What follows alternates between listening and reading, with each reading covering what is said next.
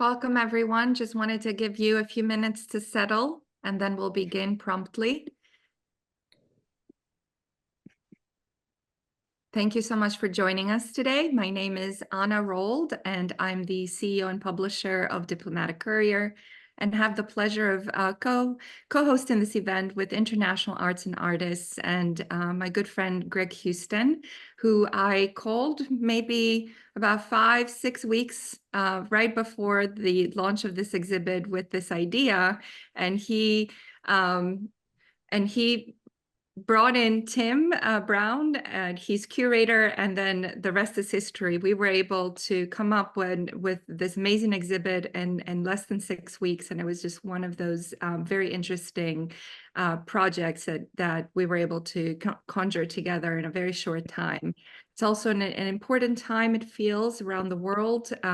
There's elections happening. There's a major election happening in about half of the world's population this year. It seems like a very critical time for democracy worldwide, but also there's a lot of what we call sort of the summer of discontent. Several populations around the world are now feeling sort of the benefits that democracy has promised. So we have this question, this concurrence of exponential technology, democratic processes all coming together at the same time. So this was one of those moments where we really appreciated bringing art into the picture, whether it's photography, whether it is sculpture, whether it's painting. Art has had its moment throughout history in depicting and showing sort of where not just the voting population stands, but also the populations that do not have the luxury of voting. So this is just a few sort of tidbits, what I would call appetizers, about the discussion we're going to have today with an expert panel. Some of them artists, some of them work in the world of art. Before we do all of that, I wanted to give us just a few housekeeping rules about the conversation today. It's hard to have a virtual conversation, not see all of you. I wish I could, but I want to make sure that you have a voice in this discussion as well. We're going to utilize the chat for you to let us know if you have any questions or comments. We're going to gather all those, and our expert panel will be able to answer them either synchronously or asynchronously. At the same time, if you want to just introduce yourself to us, let us know where you're joining us from. We'd love to know. We are very excited about our virtual panel today. Half of our panel is in dinner mode and half of our panel is in lunch mode, is what we joked about earlier. We want to know where you're joining us from. So feel free to add your comment there. We would love to know from you. So with all of that said, let's jump right into the conversation. It's my pleasure to introduce to you my good friend, Greg Houston. And he's the CEO of International Arts and Artists. I wanted to give him the moment to say a few words to welcome you. Thank you, Anna. And first of all, I want to thank you for the partnership we've had with the Diplomatic Courier. We've had this event last month in partnership, and in conjunction with the NATO Summit, we had an amazing democracy forum with a number of great partners. And we continue to have innovative ideas that talk about the role of art and democracy and how we use creativity to bring awareness to a number of issues confronting the world and confronting democracy, whether here at home or in democracies and emerging democracies throughout the world. Senka, Orna, Helen, Sebastian, your work, which is all downstairs in our Hillier Gallery, is powerful, important, and something that I hope everybody on this Zoom can see. And Tim, who is director of Hillier Gallery, who curated this show. Thank you for doing that. As many of you may know, International Arts and Artists is a 30-year-old organization dedicated to raising awareness of global issues through the arts. We do that through exhibitions. We do that through dialogues such as this. We do that through exchange programs, and we do that through traveling exhibitions. The exhibition downstairs today, and that is sparking this conversation, is actually a piece of a bigger project. The project that will continue after this conversation, and that this conversation will feed into, began last year when I was in Bosnia. I took a trip and really did stumble on an exhibition at City Hall from the Arasave project. We're going to hear later from Senka, who's become a very good friend, who runs that project. And it was a project born out of the war.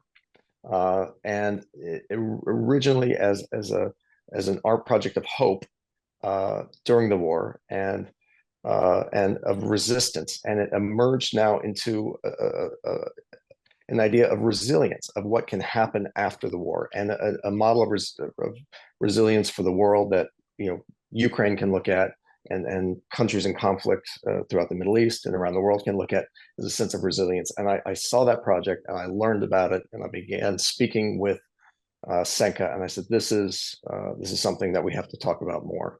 And we came back and we began a dialogue with NATO and talking about how the engagement of the international community during the Bosnian War helped move this country forward, and how culture played such an important role in it.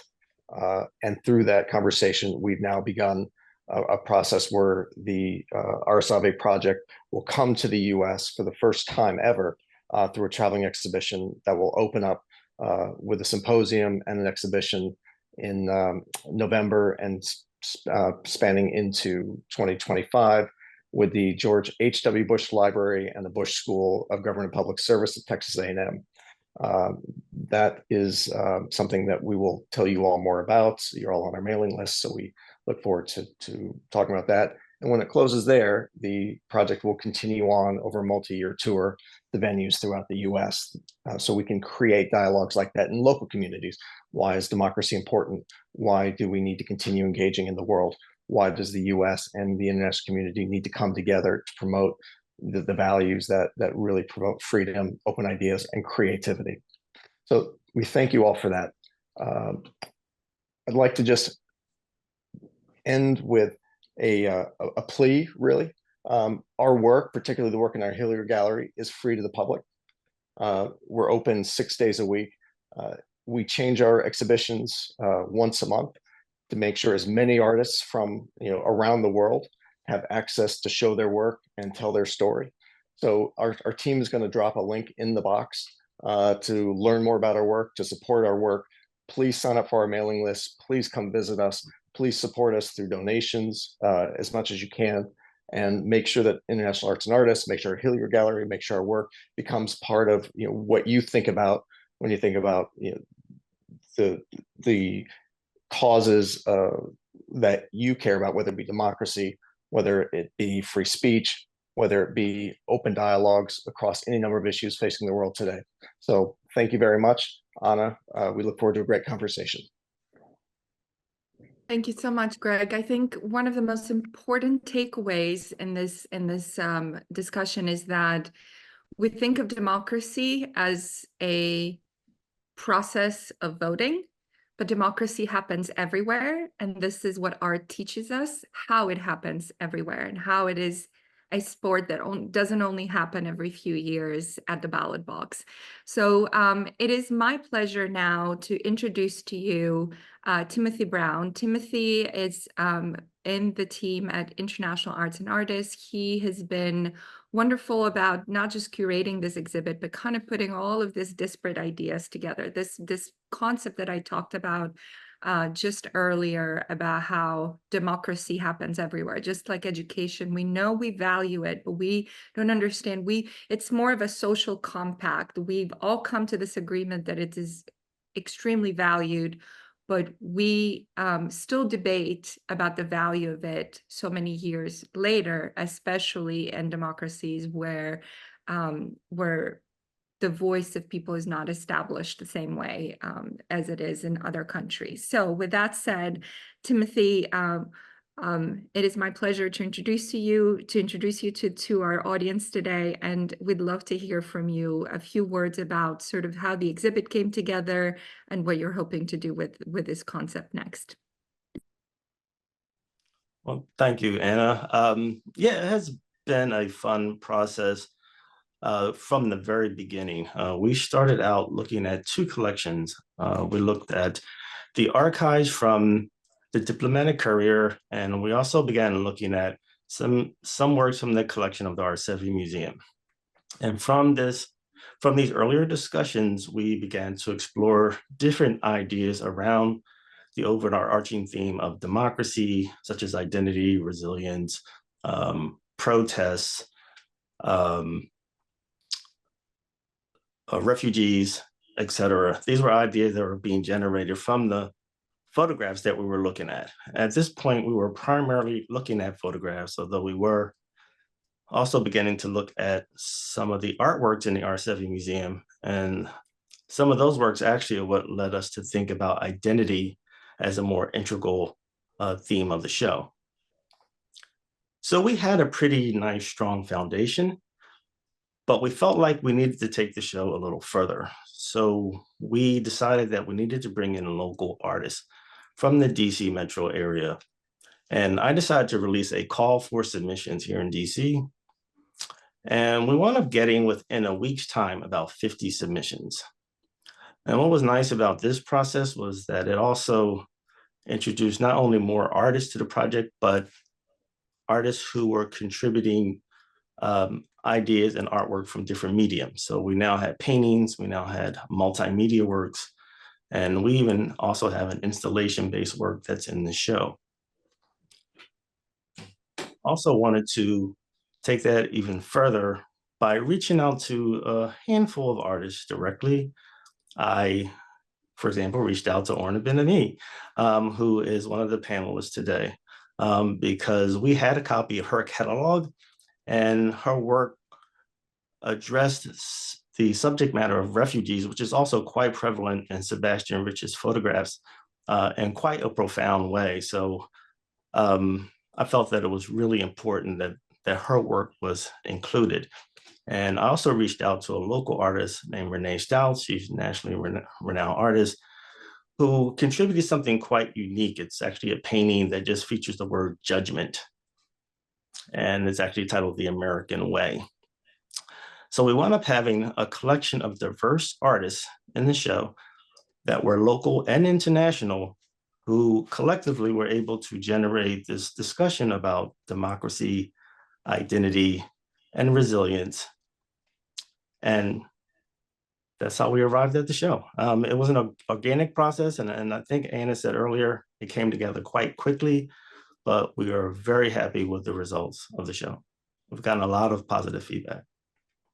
Thank you so much, Tim. And I think the key here that got me very excited is that we had this massive database, obviously, of conflict photography and ballot, covering ballots and bullets, for 30-something year. But then the element of bringing the local artists into all of this, I thought was really one of those great debates or great dialogues that could only happen in a place like International Arts and Artists. So we were very grateful for that and for the role you played to bring it all together so quickly.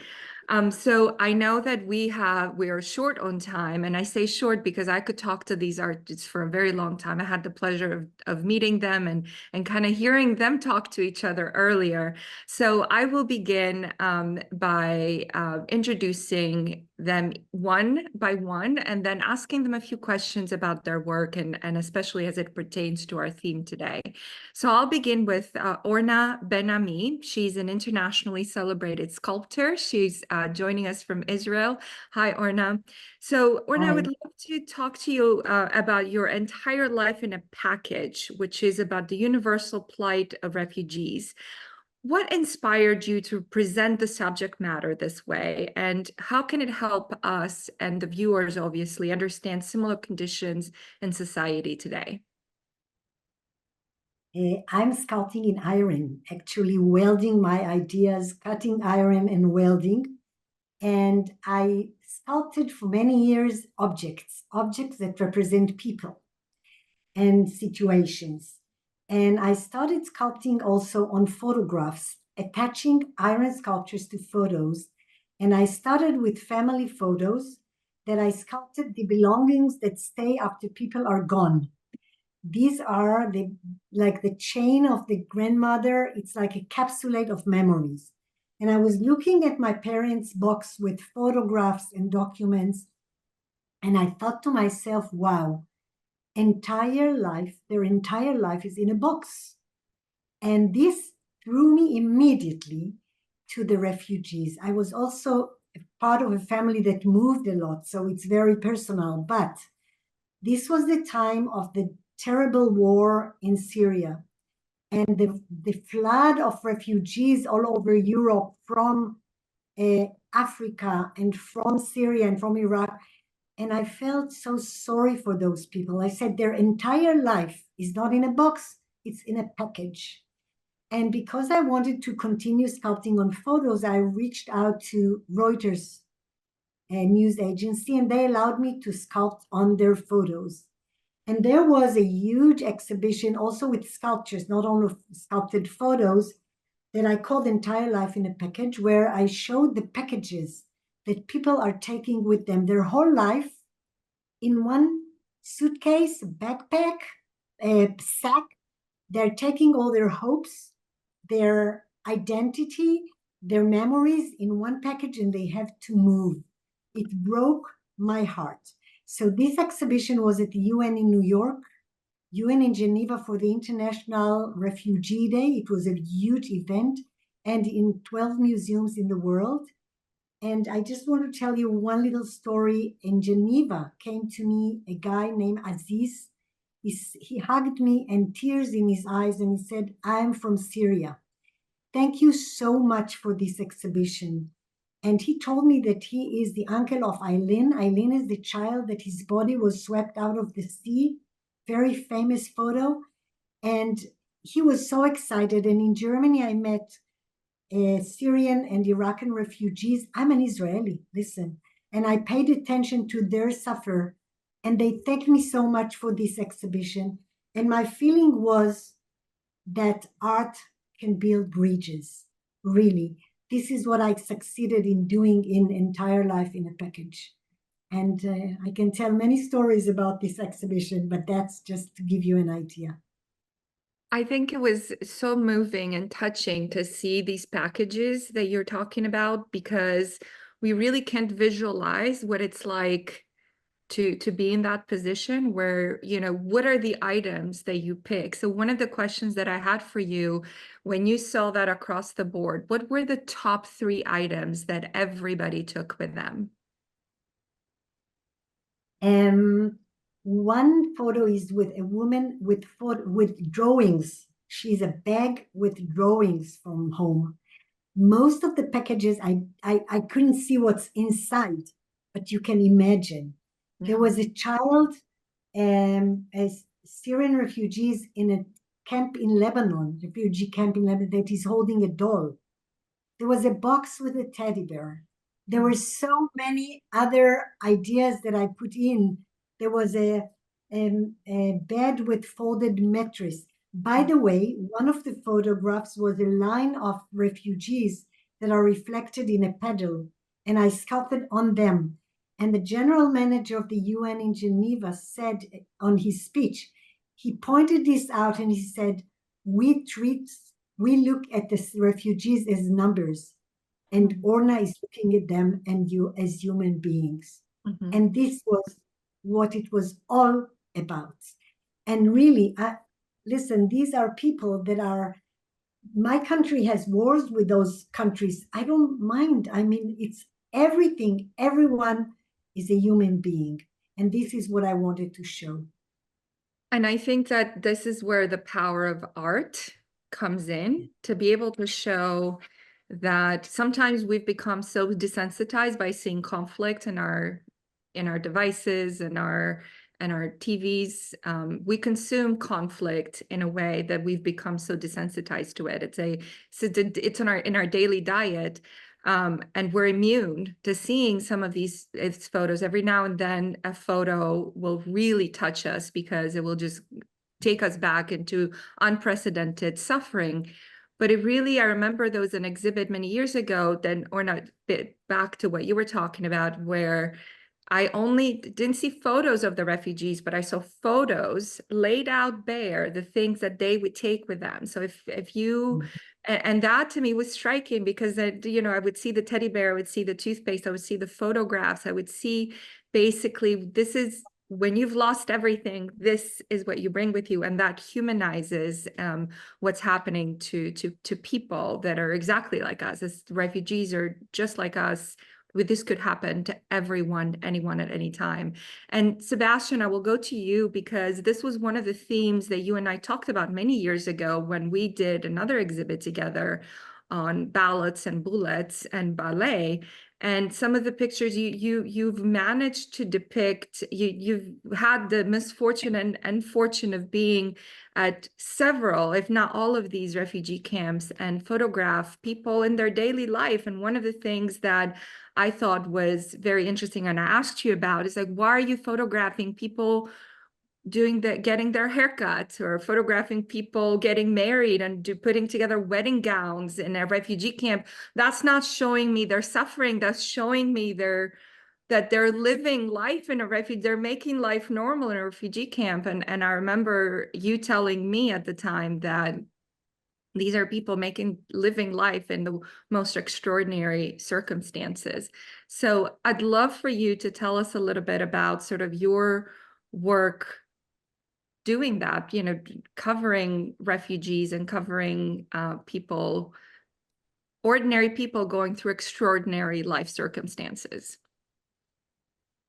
Well, those particular pictures that you were talking about, and we've talked about in the past, is that it's all too easy for a photographer or photojournalist to show the terrible conditions that most refugees live in the camps around the world. And I have been, unfortunately, to just about all of them. So on that particular project, it was to show human resilience, if you will, that life goes on.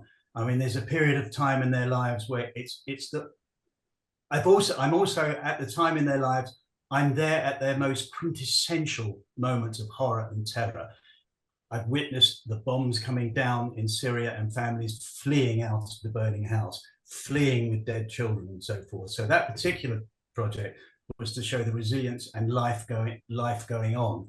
And it's a difficult one because you want to tell their story, how horrific it is to be a refugee, but at the same time, you want to show that life is good and does go on. So basically, it's hope. I don't regard my work particularly as art. I wish I could. But what I would say is that I do think art is somewhat the bedrock of democracy, because art creates empathy, if you like, and I think that's what you need for a good democracy. Sebastian, your photo of one of your photos is the cover of this particular exhibition, and I know you've captured. For me, it's one of my favorite ones because it was before we all started becoming sort of citizen journalists and capturing everything on our devices. But this is one of those first early on devices where someone is capturing someone else, a child's face in a conflict situation where his face looks devastated by what's happened to him, but you photographed someone taking a photo of that person in a cell phone. Tell me a little bit about how life has changed for someone like you who's covered, how many years now? Has it been 3-4 decades, Sebastian? What was it? 4 decades and some, I'm afraid.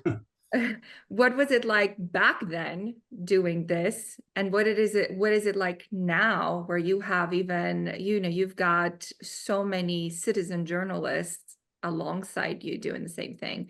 I remember you saying, well, it's more dangerous in some respects. Tell me a little bit about your experience. Well, that particular photograph you're talking about was he was as I remember, he was a young Afghan refugee who managed to find his way to a port town in Greece. The police there did not like the refugees' presence at all, and at night they would come regularly in with riot gear and just beat the young men up. And this particular kid was very, very badly beaten, as you can see. And his friend was taking a photograph of him for record for some purpose at a later date. But moving on now, see, when the concept of citizen journalists first came in, I thought this was going to be fantastic, because we're going to see stories that we don't normally see, and behind various curtains that we don't get to see as well. But unfortunately, social media has become this rather dark, horrible melting pot of unchecked facts.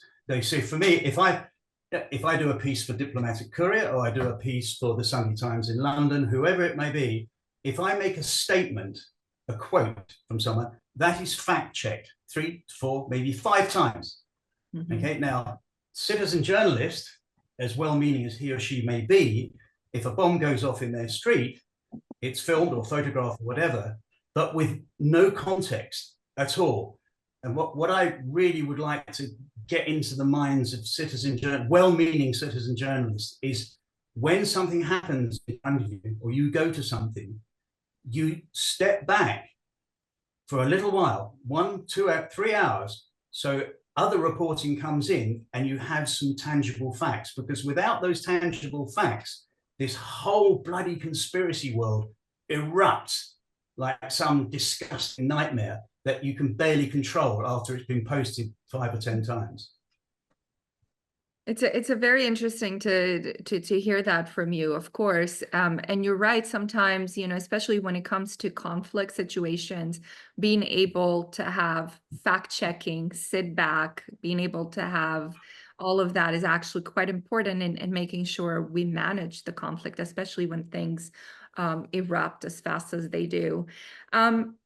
I will come back to both you, Orna and Sebastian, as we go through the conversation, but I'd love to hear from Helen and Senka as well. So Helen, I'll go to you next. We're going to deviate a little bit from the discussion on refugees.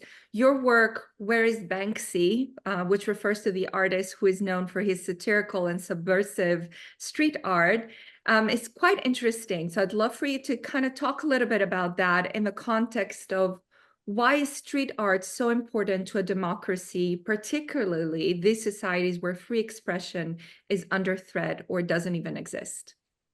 Okay, thank you. And thank you for inviting me to this panel, and Tim for getting in this exhibition. Yes, I love your question. And I've never been asked that question. As an artist, I'm primarily known as a painter. And in my background, my father is from Syria. We talked about that earlier. And I myself was born in Lebanon and evacuated from the war a couple of times, actually in '67 and later in the Civil War, which that life of leaving and fleeing, I'm listening to both you incredible artists and feeling, I'm nodding my head, but it's like you tell our stories. I will answer that question of the street art. This was sort of an unusual piece for me to do, but it began out of my first trip back to Lebanon and Syria and Jordan after being away from home for 35 years after our evacuation. And when we left, we fled with nothing in our hands. We left in one day. We left our animals, we left everything, and we took the last plane out of Lebanon before the airport was closed. And so we left with nothing, and we left my father there. I would have taken my father in my suitcase, but we left him there. Anyways, so that's a little tiny thing that maybe help inform what I have to say. After I went back to Lebanon and Syria and Jordan, I came back to America, and then the quote unquote Arab Spring began. Yeah. And so, of course, we had hopes for change. We had hopes for equality. We had hopes for democracy, what we're talking about. And I began acquiring and collecting newspaper articles that had anything to do with the Arab Spring. And subsequently, as we all know, it devolved into the Syrian war. We don't call it the civil war, we call it the war. It's the Syrian war. And so I began a series called the Migration Series, inspired by Jacob Lawrence's great panels, 60 panels of the movement and migration of African Americans from the rural South to the urban North for a better life. And I began seeing these parallels in what they were going through and what the Syrian refugees, what we were going through. I say we like a collective we, and I know we feel that. And in one of my pieces, I have 52 of them now, but in one of them, I departed from being directly inspired by Jacob Lawrence's pieces, and with all the newspapers that I was collecting, made a similar sort of collage to the piece that is in the current exhibition at Tim's Gallery. As a painter, I sometimes envious of photographers and you journalists who can just nail it with one photo, or that just says it with no words. And I felt at that moment, with the images I was seeing in the paper every day, I needed to try and do something like that. So I use gouache as well, which is my main form of paint. And I did a sort of collage from papers, but was specifically focused on Syria because that was what I was concentrating on. When we had October 7th and the ongoing troubles from Lebanon, we call the war troubles, like the Irish, and the current conflict, of course, my newspapers reflected all these images that I was seeing from Gaza. And of course, also too from Syria and southern Lebanon, where actually my father's village also in Marjayoun on the southern border, he's right on the southern border there. And, you know, I was invited by the State Department to go to Palestine. I was in the West Bank for a month. It was my first time there.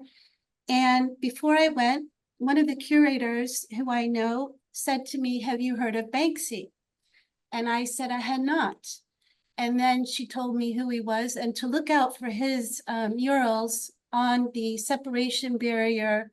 I wasn't permitted myself to go to Gaza, so I didn't go there, but I had to remain in the West Bank. Anyways, my selection now, he began in 2005. He went into Gaza. He went and painted about 9 murals on the very large separation barrier in the West Bank.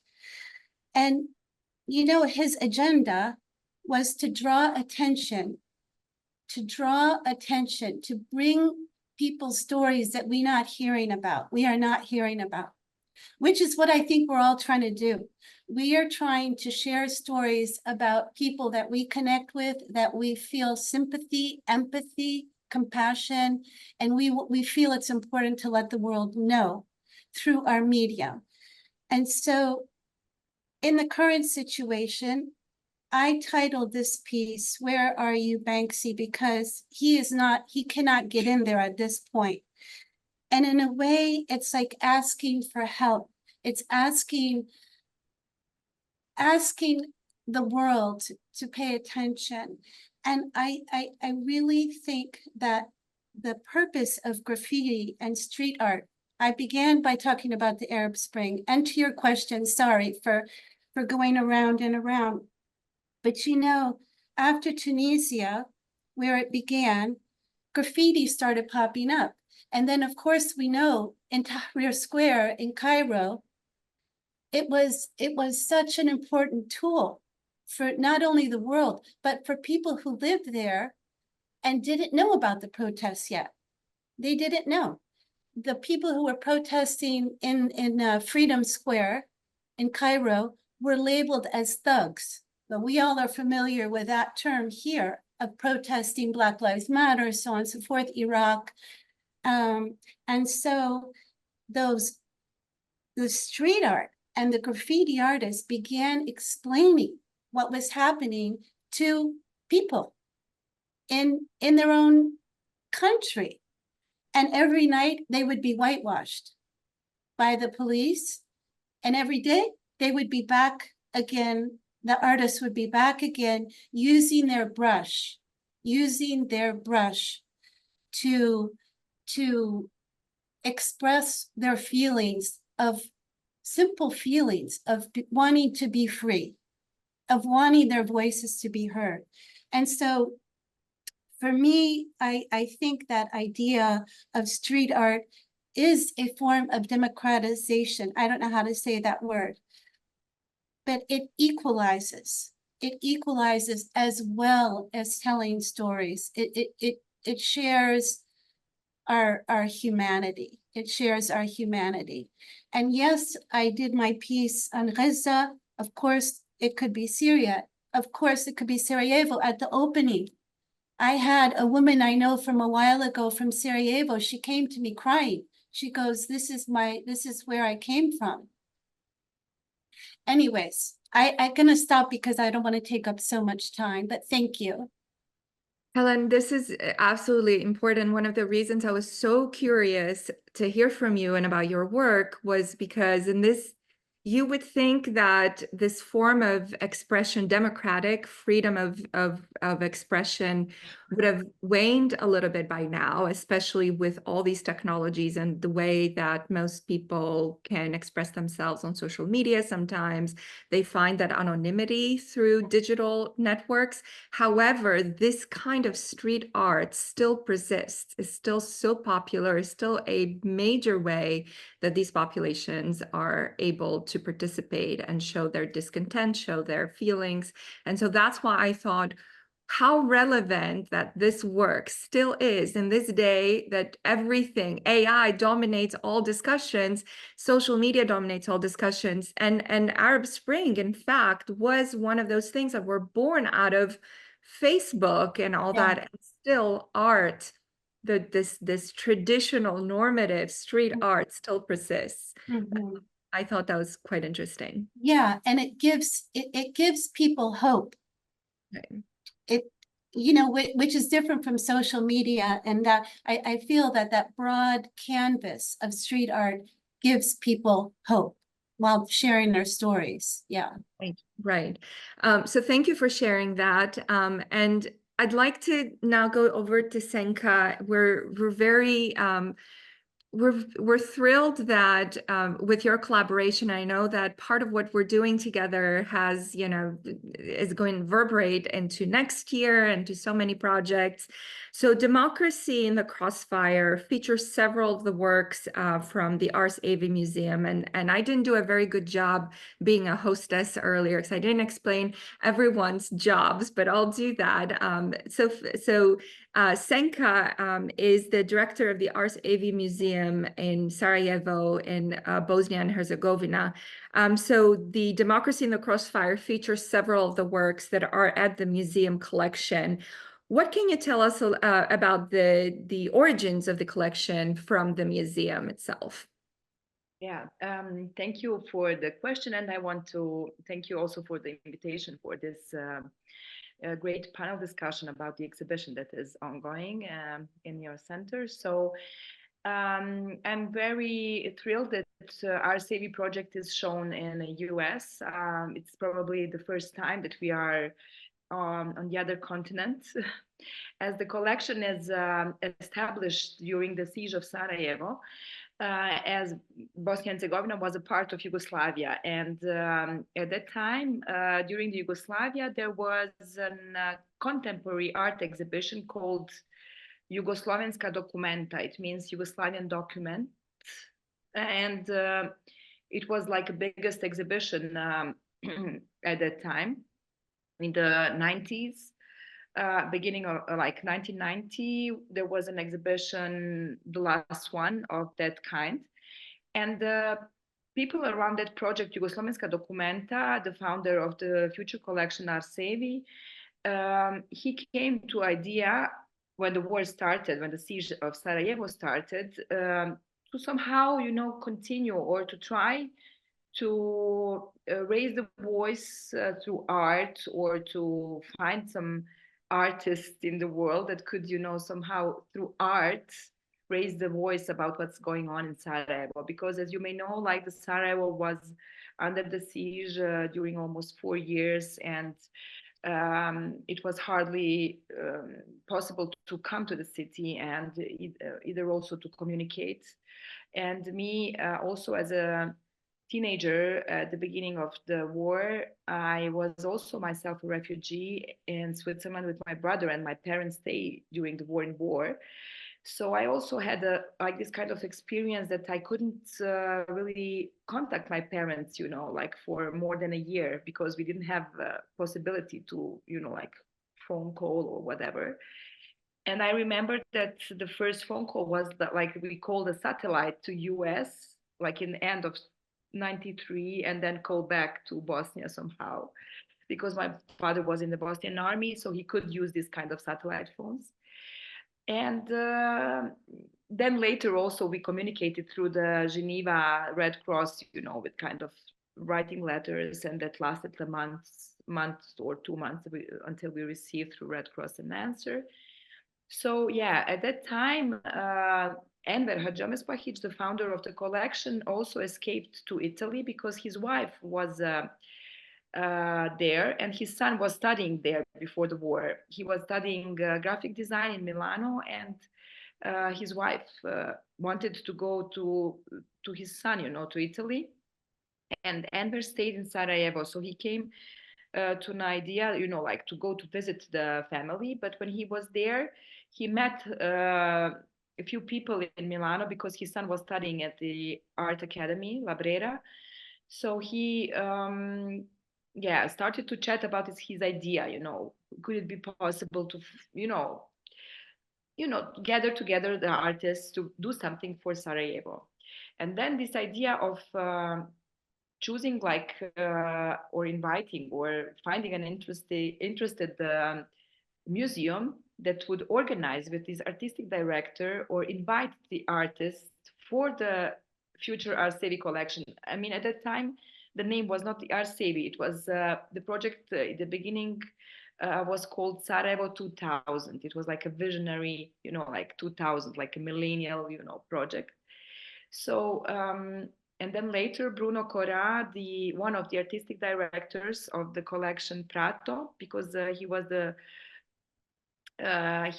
artistic director who invited, like the idea came that the artistic director of specific museum that is interested to do this for Sarajevo, he invites the artists to offer or to gift their piece of art in order to make this kind of raise the voice or resilience against the war for the future collection of the Sarajevo 2000.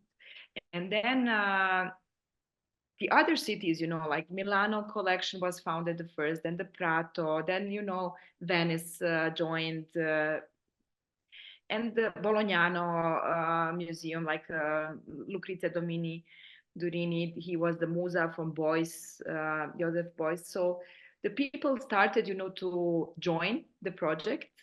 And then the Bruno Corà made this name, suggested the name, because Arsevi, it means like the art of the epoch. And it is also anagram of the word Sarajevo. And then the logo came out, this kind of, yin yang O, it's like the O, because Arsevi, and yeah. So then Anur, the son of Enver, who was meanwhile he finished the graphic design in Milano, he designed also the logo and everything what is then following about the graphic design of the project. So during this period from 95 until 98, more than 150 artists joined this initiative, and it is called like International Collective Will of all the artists to fight against the war, or like yeah. And the collections were in these cities, like whoever organized an exhibition for Arsevi, for Sarajevo, they kept the pieces of art in their towns until the war was over. And then the first time when collection came to Sarajevo, it was in 1999. And it was a big exhibition in the center Skenderia because it is the big complex built during or for the Olympics in Sarajevo in '84. It's a huge cultural and sports center. And it was the exhibition on 10,000 square meters. So it was like amazing and huge. And at that time also, I mean, a year before, actually, 98, UNESCO joined the project, and the Federico Mayor, at the time, the general director of UNESCO, he wanted to give the patronage to this amazing idea and the project of resistance through art. And he gave the patronage to the project. And then the year after the collection came to Sarajevo, the Massimo Cacciari, he was at the time the mayor of the city of Venice, and he is a famous philosopher even today. He invited his friend at the time, UNESCO ambassador of goodwill, Renzo Piano, to make the house for this collection, like to make a building for this amazing collection. The collection, I put the link to our website where you can have an overview of the artists of the collection and of the nucleuses that were establishing in making the process of the collection. And Renzo Piano immediately said yes. I mean, he couldn't resist to such an idea or to such an like powerful story of the project. And he did visit to Sarajevo, and he made some kind of meetings with like local authorities in order to, and architects and urban planners, to find the spot for the museum, future museum. And yeah, in that process, he also immediately started to sketch and to design. And also he did a gift to Sarajevo, because Sarajevo has a river going through the city, and it has a lot of bridges. They're very famous, dating from the medieval period until, like these kind of modern bridges. Not all of them are for cars. Some of them are for just pedestrians, like this one of the Arsevi from Renzo Piano. And he wanted to connect the specific residential space or settlement, Grbavica, which was during the siege occupied area, and it was like the enemy was there, and it was the front line. The sniper alley was there, and it was very, like symbolic that with this bridge he also connected that area where after the war, a lot of Sarajevo families who had to flee from Grbavica or were massacred there. Like my good friend's father was killed there, and they flew to another part of the city to live during the war, and then they came back after the war, and their apartment was, fully, emptied, by the enemy. And with this symbolic, bridge, Renzo Piano wanted to invite also all the pedestrians, all the people, all the citizens from this Grbavica settlement to the future museum, area. So yeah, he also, as a gesture of the big friendship and love for the project and for the city of Sarajevo, constructed the bridge in Italy with his partners, and he brought it to Sarajevo, literally, like all the pieces. And just here the foundations were done on the site, of course, and all the necessary papers to install the bridge. So the bridge is still there, but we don't have a museum. And that is to say that the collection of our civic collection was is some kind in exile. You know, it was a few years kept in the historical museum. It is the Museum of Revolution during the Yugoslavia, one nice modern building. Then it was moved to Skenderia, where it was first exhibited, and it stayed there until 2018, when I became a director of the museum, and I moved it then to the city hall, because in 2018, the mayor of the city of Sarajevo decided to make the museum or the project public institution. Until then, it was just a foundation. And so with this step to make it public institution, we got also some, regular funds from the city to maintain the whole collection. And I have also just to mention that after being in Switzerland as a refugee, actually, during the war, after the war, I was thinking,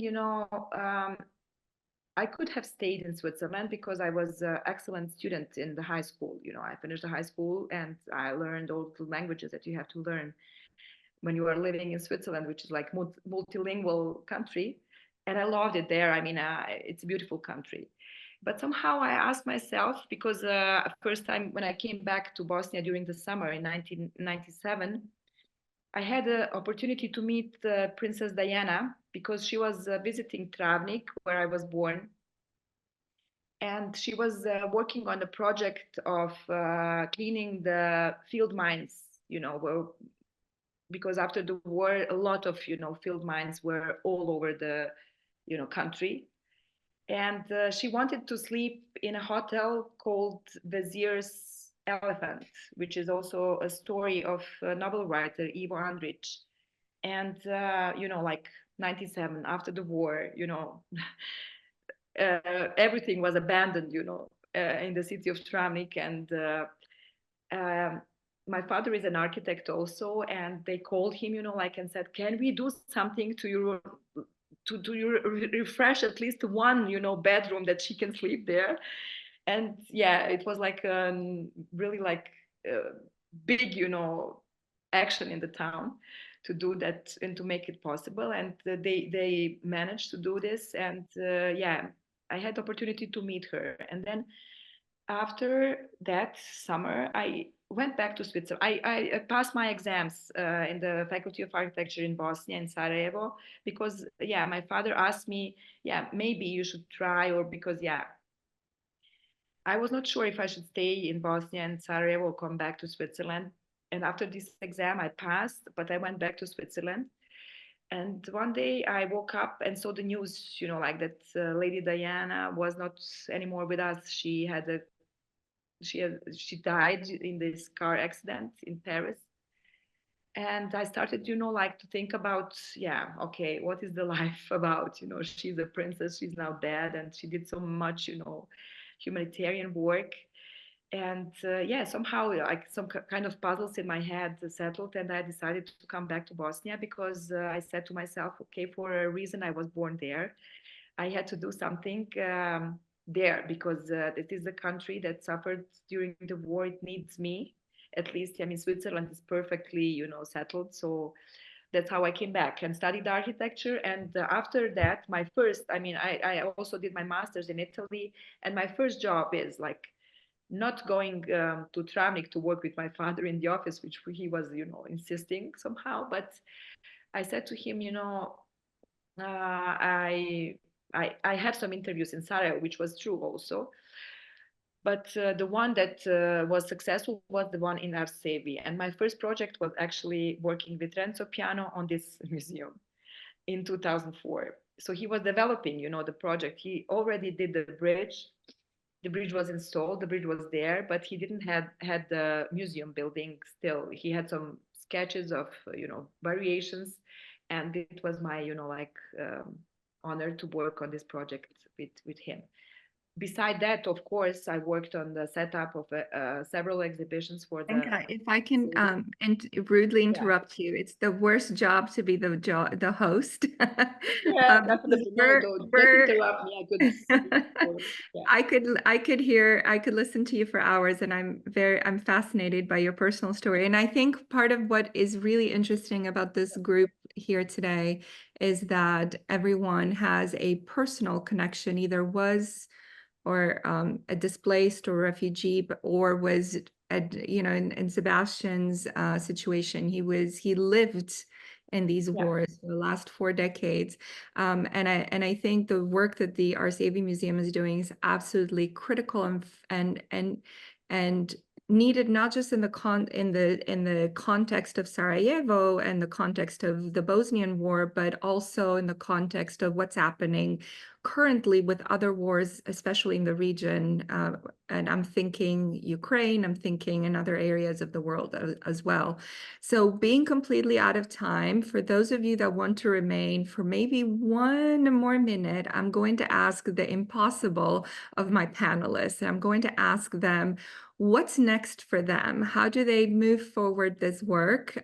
For those of you still on the chat, feel free to send us your thoughts and your questions. We will collect them all and respond to you. But I just want to start with Orna, then go to Sebastian, to Helen, and to Zenka. 60 seconds, so 1 minute or less. Let me know what's next for you.